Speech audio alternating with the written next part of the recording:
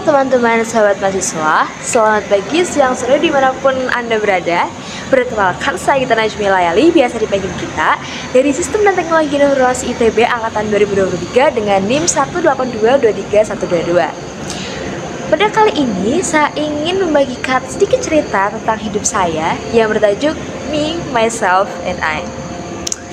Mungkin kedengarannya sedikit narsistik, tapi kalau boleh jujur, untuk diri saya sendiri, berbicara tentang diri sendiri adalah salah satu dari kelemahan saya. Kenapa demikian? Karena saya sendiri sering merasa bahwa hidup saya seperti itu saja. Tidak ada hal menarik ataupun prestasi yang mungkin bisa saya banggakan dan saya ceritakan kepada orang lain.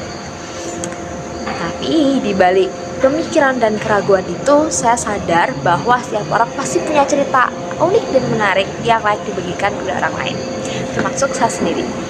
Jadi walaupun ini mungkin bukan menjadi kisah yang super inspiratif, tapi saya berharap dengan hal ini kalian dapat mengambil hikmah ataupun makna di balik cerita saya yang sederhana.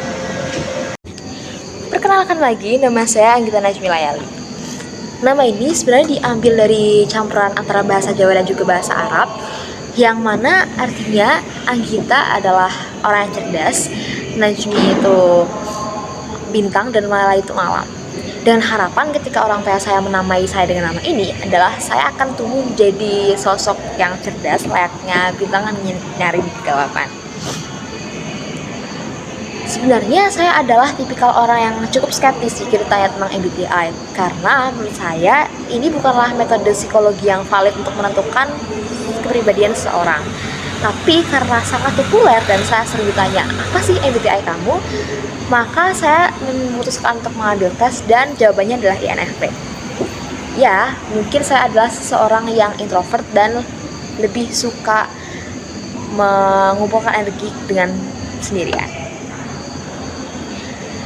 Sejak kecil hingga sekarang sudah berkuliah, entah itu taman kanak-kanak, sekolah dasar, SMP maupun SMA, saya sering sekali berpindah-pindah domisili.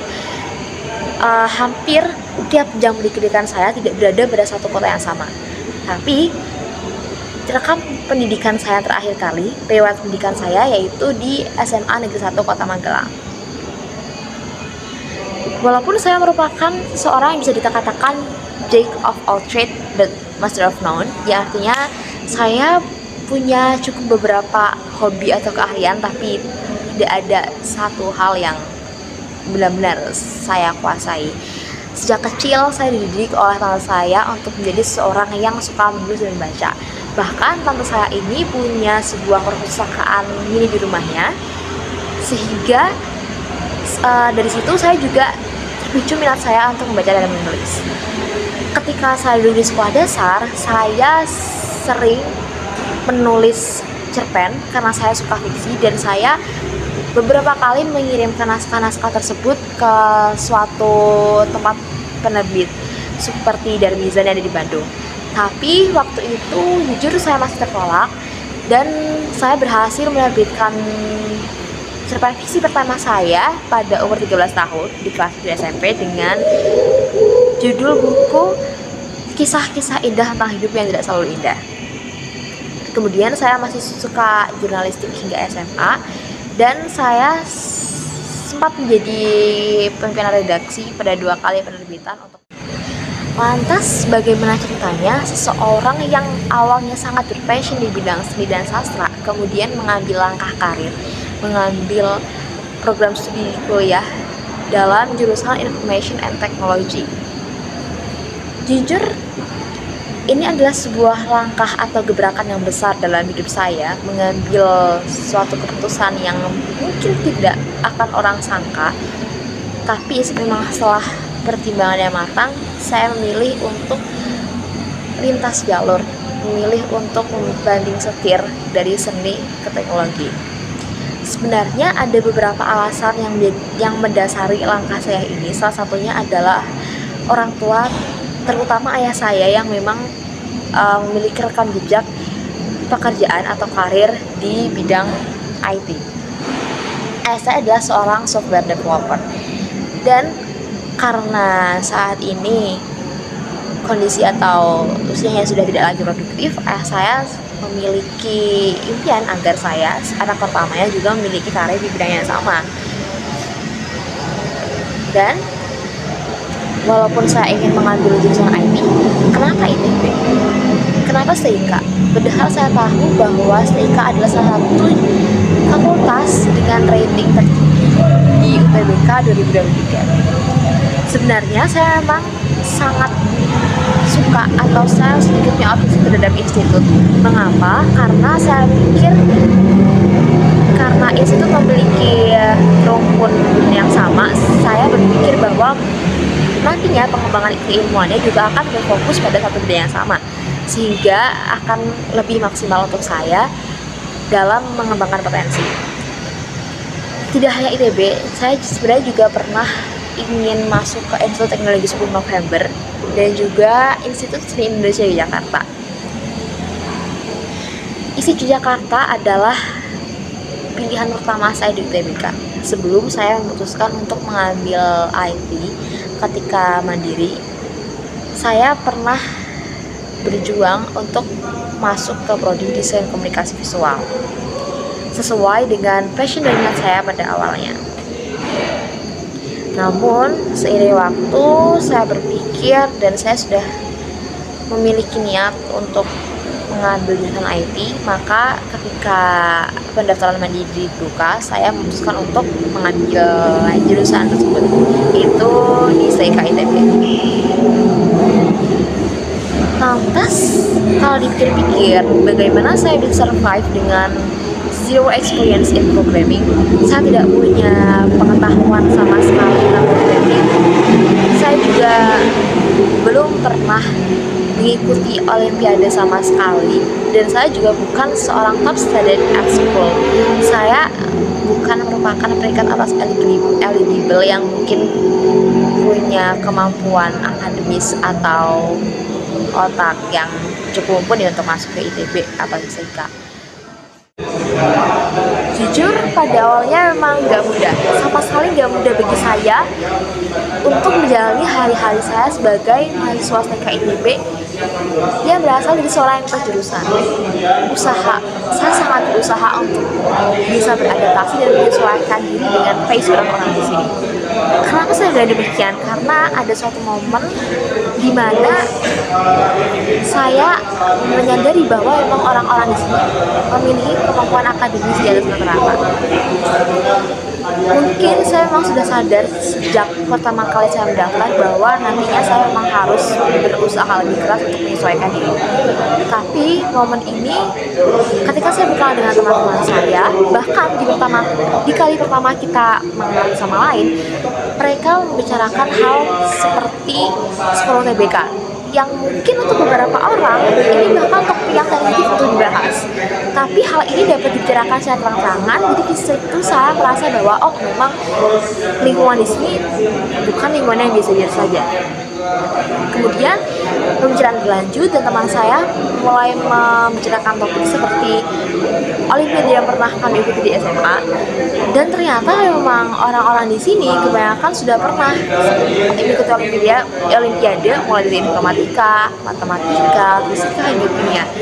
Dan saya sebagai orang yang tidak pernah sama sekali mengikuti OSN ketika SMA, cukup merasa kecil. Saya cukup merasa khawatir apakah saya dapat survive dan menyelesaikan PBB saya dengan baik. Sebagai orang yang benar-benar baru masuk ke dunia programming ketika kuliah, saya merasa bahwa saya orang yang cukup nekat. Tapi ternyata saya bukan satu-satunya orang yang nekat di sini. Saya punya beberapa teman yang sama-sama baru mendalami programming ketika kuliah. Tapi seiring berjalannya waktu, skill mereka meningkat jauh lebih besar daripada saya. Bahkan saya sendiri untuk mendapatkan nilai B di praktikum saja, I really gave my blood, sweat, and tears. Ada dua hal yang menurut saya mendasari hal tersebut. Pertama, workflow yang sangat cepat. Saya pernah bertanya kepada salah satu teman di kelompok tugas besar pengenalan komputasi. Saya bertanya, kamu pasti udah belajar kayak gini dari lama ya? Sejak SMA atau SMP mungkin? Dan jawaban dia, enggak kok, saya baru belajar kemarin di kelas. Saya waktu itu berpikir orang ini hanya berniat untuk merendah, tapi dia bilang aku cuma suka ngulik-ngulik lagi aja sendiri. Dan memang manusia seperti ini gak hanya satu atau dua di fakultas saya. Jadi saya menyimpulkan bahwa mereka memang orang-orang yang memang cepat sekali anggap, mau belajar dan mau eksplor. Mereka juga terbiasa dengan pace yang cepat dan bisa menempati diri sesuai kemampuan. Pernyataan itu sekaligus membawa saya ke spekulasi bahwa masalahnya memang ada berdiri sendiri, yaitu fakta nomor kedua, bahwa saya merasa terlalu banyak main-main dan menyepelekan di TPB. Selama di stay, saya mengakui bahwa saya memang tertarik dan berniat berkecimpung di dunia ini. Namun, hal yang membedakan antara saya dan mereka adalah saya benar-benar anak kemarin sore, dan saya sadar akan hal itu. Saya nggak ada bekal fundamental sama sekali dan saya perlu berkenalan dengan semua ini. Ketika saya masih mencerna dan masih berkenalan, saya butuh waktu untuk mencerna semuanya, sedangkan saya seakan berada dalam kereta cepat. Tapi apa yang saya lakukan? Saya memilih untuk stop dan malah nggak melakukan apa-apa. Setelah dialog singkat dengan teman saya itu, saya jadi meyakini satu hal, bahwa kalau memang keretanya sudah jalan, saya nggak bisa ngejar. Tapi di kesempatan lain, saya bisa datang ke peron lebih awal. Kesalahan saya adalah menghadapi segala kesibukan perkuliahan ini dengan persiapan yang nol besar. Jadi kira-kira ini adalah pelajaran yang saya bisa ambil dari berkuliah 2 semester di TPB. Gunakan waktu sebaik mungkin.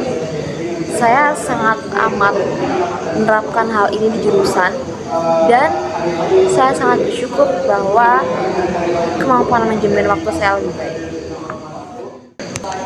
Kemudian saya mencoba menjalani hari-hari saya di ITB dengan sebaik-baiknya, memanfaatkan waktu dengan baik, mengambil segala kesempatan yang saya punya dengan sebaik-baiknya, dan akhirnya saya berhasil melewati kekhawatiran saya yang pertama, yakni survive dan menjalani TPB dengan baik. Dari sini saya berharap bahwa semoga prinsip yang telah saya tanamkan sebelumnya dapat bertahan hingga saya di jurusan maupun hingga saya lulus nanti. Dan demikian cerita singkat saya tentang kehidupan di ITB dan TPB. Semoga dari sini dapat diambil suatu hikmah atau pesan. Dan atas kelebihan dan kekurangannya saya mohon maaf. Terima kasih dan sampai jumpa.